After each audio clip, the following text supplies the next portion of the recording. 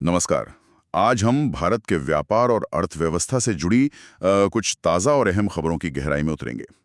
हमारे सामने है ग्लोबल बिजनेस न्यूज़ का 15 सितंबर 2025 का इंडिया फोकस ब्रीफ। और देखिए, हमारा मकसद है कि इन खबरों के ढेर से वो खास बातें निकालें जो भारत की आर्थिक दिशा और दुनिया में उसकी जगह समझने में थोड़ी मदद करें। और देखिए, शुरुआत ही एक ऐसी खबर से हो रही है जो आजकल काफ़ी चर्चा में है। अमेरिका ने कुछ भारतीय सामानों पर 50% तक का भारी टैरिफ लगा दिया है। अब इसी माहौल में नई दिल्ली में अहम व्यापार बातचीत होने वाली है। ये देखना दिलचस्प होगा कि क्या नतीजा निकलता है इसका। ये स्थिति आज की हमारी चर्चा के एक बड़े थीम को भी एक तरह से सामने लाती है कि भारत एक तरफ ऊंची उड़ान के सपने देख रहा है, इनोवेशन और ग्रीन एनर्जी में आगे बढ़ने की बात कर रहा है, लेकिन दूसरी तरफ वैश्विक चुनौतियां और कुछ घरेलू रुकावटें भी उसके सामने खड़ी हैं। चलिए, इसी नजरिए से आज की खबरों को थोड़ा खंगालते हैं। तो सबसे पहले यही भारत अमेरिका व्यापार वाला मामला उठाते हैं। ये जो 50% टैरिफ की बात है, इसके तुरंत बाद नई दिल्ली में बातचीत तय हुई है। क्या ये सिर्फ एक दबाव बनाने की रणनीति है या रिश्ते वाकई तनावपूर्ण हो रहे हैं? रिपोर्ट इशारा करती है कि पिछले कुछ समय से अमेरिका भारत व्यापार संबंधों में थोड़ी नरमी के संकेत मिल रहे थे और उच्च स्तरीय बैठकें तो पहले से ही तय थीं। तो ये टैरिफ उसी बड़े खेल का हिस्सा लगते हैं शायद, बातचीत से पहले अपनी स्थिति मजबूत करने की कोशिश। लेकिन हाँ, 50% का आंकड़ा काफी बड़ा है और ये उन भारतीय निर्यातकों के लिए चिंता की बात जरूर है जिनके उत्पाद इसके दायरे में आते हैं। ये दिखाता है कि भले ही रणनीतिक साझेदारी की बड़ी बड़ी बातें हों, व्यापार के मोर्चे पर हितों का टकराव साफ दिख रहा है। हाँ, ये व्यापार वाली खींचतान तो खैर चलती रहती है। अच्छा, जरा आंकड़ों की दुनिया में चलते हैं। अगस्त 2025 में भारत का व्यापार घाटा यानी मर्चेंडाइज ट्रेड डेफिसिट थोड़ा कम हुआ है। जुलाई में ये 27.35 अरब डॉलर था, जो अगस्त में घटकर 26.49 अरब डॉलर रह गया है। पहली नजर में तो ये अच्छी खबर लगती है ना? मतलब हम बाहर से सामान खरीदने पर थोड़ा कम डॉलर खर्च कर रहे हैं मुकाबले उसके जो हम सामान बेचकर कमा रहे हैं। हाँ, ऊपरी तौर पर ये राहत जरूर देता है। घाटे में कमी आना बेहतर ही है। ये दिखाता है कि या तो हमारे निर्यात में थोड़ी बढ़ोतरी हुई है या आयात में कुछ कमी आई है। लेकिन यहाँ थोड़ा रुककर सोचने की जरूरत है। क्या ये कमी इसलिए आई है कि हमारा निर्यात वाकई मजबूत हो रहा है, या फिर इसलिए कि वैश्विक स्तर पर मांग ही सुस्त पड़ रही है और इस वजह से शायद हमारा आयात भी कम हो गया है और हो सकता है निर्यात की रफ्तार भी धीमी पड़ रही हो। रिपोर्ट खुद वैश्विक मांग में मंदी को एक बड़े जोखिम के तौर पर बता रही है। तो अगर दुनिया भर में चीजों की मांग घट रही है, तो आज घाटे में आई ये मामूली कमी कल बड़ी चिंता बन सकती है। ये तो सोचने वाली बात है। और शायद इसी वैश्विक अनिश्चितता का असर हम शेयर बाजार पर भी देख रहे हैं। रिपोर्ट में जिक्र है कि भारतीय बाजारों में थोड़ी गिरावट आई, खासकर आईटी सेक्टर कुछ कमजोर दिखा। इसे अमेरिकी फेडरल रिजर्व के आने वाले फैसले से भी जोड़ा जा रहा है। बिल्कुल, पूरी दुनिया की नजरें इस वक्त अमेरिकी फेडरल रिजर्व पर टिकी हैं। उम्मीद लगाई जा रही है कि शायद वो इस हफ्ते ब्याज दरों में कुछ कटौती करें। ये दिखाता है कि भारत का बाजार वैश्विक संकेतों से, खासकर अमेरिकी अर्थव्यवस्था की चाल से कितना ज्यादा जुड़ा हुआ है। आईटी सेक्टर तो खास तौर पर संवेदनशील है क्योंकि उसकी कमाई का एक बड़ा हिस्सा अमेरिका और यूरोप से ही आता है। अगर वहां ब्याज दरें बढ़ती हैं या मंदी की आहट होती है तो कंपनियों के खर्च पर असर पड़ता है और भारतीय आईटी कंपनियों के सौदे कम हो सकते हैं। ये एक सीधी कड़ी है। हाँ, वैश्विक चीजों का असर तो है ही, पर भारत के अंदर भी कुछ दिलचस्प बदलाव हो रहे हैं। इस रिपोर्ट में एक चीज ने मेरा ध्यान खींचा, ग्लोबल कैपेबिलिटी सेंटर्स यानी जीसीसीज को लेकर। पहले तो हम सुनते थे कि ये कंपनियां भारत में अपने सेंटर इसलिए खोलती हैं ताकि लागत बचा सकें, मतलब सस्ता काम करवा सकें। लेकिन अब रिपोर्ट कह रही है कि ये जीसीसीज सिर्फ कॉस्ट कटिंग नहीं, बल्कि इनोवेशन यानी नई खोज और नए आइडिया पर फोकस कर रहे हैं। और अनुमान है कि 2030 तक ये भारत में 121 अरब डॉलर का राजस्व पैदा करेंगे। ये तो बहुत बड़ा बदलाव लगता है।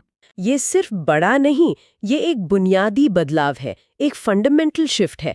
ये दिखाता है कि भारत ग्लोबल बिजनेस की दुनिया में सिर्फ पिछला दफ्तर, मतलब बैक ऑफिस नहीं रह गया है, बल्कि अब वो दिमाग वाला काम, ब्रेन वर्क भी कर रहा है। पहले जीसीसीज का मतलब होता था data entry, call centre, basic support type काम। अब यहाँ रिसर्च हो रही है, नए प्रोडक्ट डिजाइन हो रहे हैं, जटिल समस्याएं सुलझाई जा रही हैं। ये 121 अरब डॉलर का आंकड़ा सिर्फ पैसे की बात नहीं है, ये भारत के टैलेंट की ग्लोबल वैल्यू बढ़ने का संकेत है। दुनिया की बड़ी कंपनियां अब भारत को सिर्फ सस्ता बाजार नहीं बल्कि एक इनोवेशन पार्टनर की तरह देख रही हैं। लेकिन क्या ये राह इतनी आसान है? मतलब क्या हमारे पास वाकई इतने बड़े पैमाने पर वो स्किल्ड लोग हैं जो इस इनोवेशन की गाड़ी को खींच सकें? और क्या हमारे शहरों का इंफ्रास्ट्रक्चर इस हाई एंड काम के लिए तैयार है? ये बिल्कुल सही सवाल है। ये 121 अरब डॉलर का लक्ष्य महत्वाकांक्षी है और इसके रास्ते में चुनौतियां कम नहीं है। पहली बात, टैलेंट की। हाँ, हमारे पास इंजीनियर और आईटी पेशेवर बहुत है, लेकिन क्या उनके पास वो खास स्किल्स और अनुभव है जो हाई एंड R&D के लिए चाहिए? हमें अपनी शिक्षा और ट्रेनिंग व्यवस्था को लगातार बेहतर बनाना होगा। दूसरी बात, इंफ्रास्ट्रक्चर। देखिए, इनोवेशन सिर्फ अच्छे दिमाग से नहीं होता, उसके लिए अच्छी लैब, तेज इंटरनेट, भरोसेमंद बिजली और रहने लायक शहर भी चाहिए। कहीं ऐसा ना हो कि ये सारी ग्रोथ सिर्फ बैंगलोर, हैदराबाद, पुणे जैसे कुछ बड़े शहरों तक ही सिमट कर रह जाए और बाकी देश पीछे छूट जाएं। तो ये बदलाव सकारात्मक जरूर है, पर इसे जमीनी हकीकत से जोड़कर देखना होगा। यानी मौका बड़ा है पर चुनौतियां भी साथ साथ है। अच्छा, इनोवेशन की बात निवेश से जुड़ती है और निवेश के मोर्चे पर एक और सकारात्मक खबर है। विश्व बैंक समूह की एक शाखा है IFC, अंतर्राष्ट्रीय वित्त निगम। रिपोर्ट बताती है कि IFC ने फैसला किया है कि वो 2030 तक भारत में अपना सालाना निवेश लगभग दुगना करके 10 अरब डॉलर तक ले जाएगा। हाँ, और यहाँ सिर्फ रकम ही अहम नहीं है, बल्कि ये भी महत्वपूर्ण है कि ये पैसा कहाँ लगाया जाएगा। रिपोर्ट साफ करती है कि IFC का फोकस 3 मुख्य क्षेत्रों पर रहेगा: शहरीकरण यानी शहरों का विकास, हरित ऊर्जा यानी ग्रीन एनर्जी, और MSMEs यानी छोटे और मंझोले उद्योग। ये तीनों ही भारत के लिए इस वक्त सबसे जरूरी मुद्दे हैं। हमारे शहर तेजी से बढ़ रहे हैं, उन्हें बेहतर इंफ्रास्ट्रक्चर चाहिए। हमें अपनी ऊर्जा जरूरतों के लिए कोयले पर निर्भरता कम करके क्लीन एनर्जी की तरफ बढ़ना है और करोड़ों लोगों को रोजगार देने वाले छोटे उद्योगों को बढ़ावा देना है। तो IFC का ये बढ़ा हुआ निवेश सीधे सीधे भारत के अपने विकास लक्ष्यों को साधने में मदद करेगा। ये एक तरह से भारत की विकास क्षमता पर अंतर्राष्ट्रीय भरोसे का भी प्रतीक है। और आपने हरित ऊर्जा का जिक्र किया, तो इसी से जुड़ी एक और खबर है। इसी महीने नई दिल्ली में S&P ग्लोबल एक बड़ा सम्मेलन कर रहा है, वर्ल्ड हाइड्रोजन इंडिया समिट। इसमें हाइड्रोजन ऊर्जा से जुड़ी नीतियों और टेक्नोलॉजी पर बात होगी। हाँ, ये बहुत सामयिक है। दुनिया भर में ग्रीन हाइड्रोजन को भविष्य का ईंधन माना जा रहा है, खासकर स्टील, सीमेंट, भारी ट्रांसपोर्ट जैसे उद्योगों के लिए, जहां बैटरी वाली बिजली शायद उतनी कारगर न हो। भारत ने भी अपना राष्ट्रीय हाइड्रोजन मिशन शुरू किया है। तो इस तरह के सम्मेलन अहम हो जाते हैं क्योंकि यहाँ सरकार, उद्योग, निवेशक और वैज्ञानिक सब एक साथ आते हैं। इससे नीतियों को बनाने, टेक्नोलॉजी को आगे बढ़ाने और ज़रूरी निवेश जुटाने में मदद मिलती है। ये भारत की ऊर्जा सुरक्षा और पेरिस समझौते के तहत तय किए गए जलवायु लक्ष्यों दोनों के लिए ज़रूरी है। अच्छा, वैश्विक पटल पर भी कुछ ना कुछ चलता रहता है। रिपोर्ट में एक छोटी सी खबर चीन और एनवीडिया की भी है। चीन ने एनवीडिया पर उसके मेलानॉक्स सौदे को लेकर एंटी ट्रस्ट यानी बाजार में गलत दबदबा बनाने का आरोप लगाया है। इसका भारत से सीधा ताल्लुक ना भी हो, पर यह भी ध्यान में रखने वाली बात है। बिल्कुल, ये घटना दिखाती है कि कैसे सेमीकंडक्टर और एडवांस टेक्नोलॉजी का क्षेत्र अब भू राजनीतिक तनावों का क्या कहते हैं अखाड़ा बन गया है।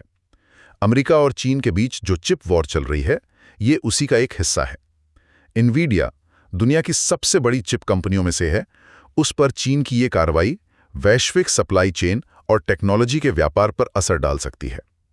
भारत भी सेमीकंडक्टर में आत्मनिर्भर बनना चाहता है, अपना इकोसिस्टम बना रहा है।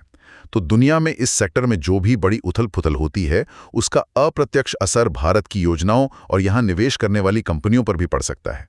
यह हमें याद दिलाता है कि हमें कितनी जुड़ी हुई दुनिया में है। सही बात है। अब आते हैं उन जोखिमों पर जिनका जिक्र रिपोर्ट में किया गया है। ये वो चीज़ें हैं जो भारत की तरक्की की राह में कह सकते हैं स्पीड ब्रेकर बन सकती हैं। एक तो वही अमेरिका वाला टैरिफ का तनाव, दूसरा जिसे रिपोर्ट पॉलिसी बॉटलनेक कह रही है, यानी नीतियों या नियमों में रुकावटें, या कह लें लाल फीताशाही। तीसरा, वैश्विक मांग में मंदी का डर। और चौथा, हमें व्यापार और निवेश खींचने के लिए दक्षिण पूर्व एशिया के देशों जैसे वियतनाम, इंडोनेशिया वगैरह से कड़ा मुकाबला मिल रहा है। हाँ, और ये चारों जोखिम असल में आपस में जुड़े हुए हैं और मिलकर एक बड़ी चुनौती पेश करते हैं। देखिए, अगर अमेरिका जैसे बड़े बाजार के साथ टैरिफ का तनाव बढ़ता है तो हमारे निर्यातकों को नुकसान होगा, जाहिर है। अगर देश के अंदर मान लीजिए जमीन हासिल करना मुश्किल है, परमिट मिलने में देरी होती है या नियम बार बार बदलते हैं, जिसे हम सरकारी रुकावटें या नियम कानून की उलझनें कह सकते हैं, तो निवेशक क्यों यहाँ पैसा लगाएगा? वो शायद वियतनाम या थाईलैंड चला जाएगा जहाँ काम करना आसान हो। और अगर इन सब के ऊपर दुनिया भर में चीज़ों की मांग ही घट जाए तो फिर मेक इन इंडिया का सपना कैसे पूरा होगा? कंपनियां उत्पादन किसके लिए करेंगी? तो भारत को एक साथ कई मोर्चों पर लड़ना है, वैश्विक माहौल को संभालना है, अपने घर को दुरुस्त करना है और पड़ोसियों से कंपटीशन में आगे भी रहना है। ये एक मुश्किल संतुलन साधने जैसा है। बिल्कुल। तो अगर हम आज की पूरी बातचीत का सार निकालें तो तस्वीर कुछ ऐसी उभरती है। एक तरफ अमेरिका के साथ व्यापार को लेकर थोड़ी खींचतान चल रही है, बातचीत अहम होगी। व्यापार घाटे में मामूली कमी आई है, लेकिन वैश्विक मांग पर नजर रखनी होगी। भारत में जीसीसीज अब सस्ते काम से आगे बढ़कर इनोवेशन का केंद्र बन रहे हैं, जो एक बड़ा सकारात्मक बदलाव है। हालांकि इसमें अपनी चुनौतियां हैं। आईएफसी जैसा बड़ा निवेशक भारत में अपना पैसा बढ़ा रहा है, खासकर भविष्य के जरूरी क्षेत्रों जैसे ग्रीन एनर्जी और शहरी विकास में। हाइड्रोजन जैसी नई ऊर्जा पर भी ध्यान बढ़ रहा है। सही कहा। और ये सब हो रहा है एक ऐसे वैश्विक माहौल में जहां अनिश्चितता बनी हुई है। अमेरिकी ब्याज दरों का क्या होगा? दुनिया भर में आर्थिक सुस्ती कितनी गहराएगी? व्यापारिक तनाव कहाँ तक जाएंगे? कोई नहीं जानता। तो तस्वीर मिली जुली है। भारत के अंदर उम्मीद जगाने वाले कई संकेत हैं, लेकिन बाहरी दुनिया के जोखिम भी कम नहीं है। ये भारत की अर्थव्यवस्था की जटिलता को दिखाता है। हम तरक्की करना चाहते हैं, लेकिन हमारी रफ्तार और दिशा काफी हद तक वैश्विक हवाओं और अपनी अंदरूनी बाधाओं को दूर करने की हमारी क्षमता पर निर्भर करेगी। निश्चित तौर पर ये सारी जानकारी उन सभी के लिए काम की है जो भारत की अर्थव्यवस्था की नब्ज को समझना चाहते हैं, चाहे वो निवेशक हों, कारोबारी हों, छात्र हों या बस एक जागरूक नागरिक। ये रुझान बताते हैं कि देश किस दिशा में जा सकता है और किन चुनौतियों का सामना कर रहा है। और अंत में एक सवाल छोड़े जाते हैं जिस पर शायद आगे सोचने की जरूरत है। रिपोर्ट एक तरफ भारत के इनोवेशन हब बनने की महत्वाकांक्षा दिखाती है, जीसीसीज का बदलाव याद है, और ग्रीन एनर्जी में लीडर बनने के सपने, आईएफसी का निवेश, हाइड्रोजन समिट, इनकी बात करती है। दूसरी तरफ वो पॉलिसी बॉटलनेक यानी सरकारी और नियमों की रुकावटों का भी जिक्र करती है। तो बड़ा सवाल ये है कि क्या भारत की ये ऊंची महत्वाकांक्षा जमीन पर मौजूद इन ढांचागत और नियामक चुनौतियों से पार पा सकेंगी? क्या हमारी नीतियां और उनको लागू करने की रफ्तार उतनी तेज हो पाएगी जितनी तेज दुनिया की तकनीक और मौके बदल रहे हैं? इस तालमेल पर नजर रखना आने वाले समय में बहुत दिलचस्प होगा।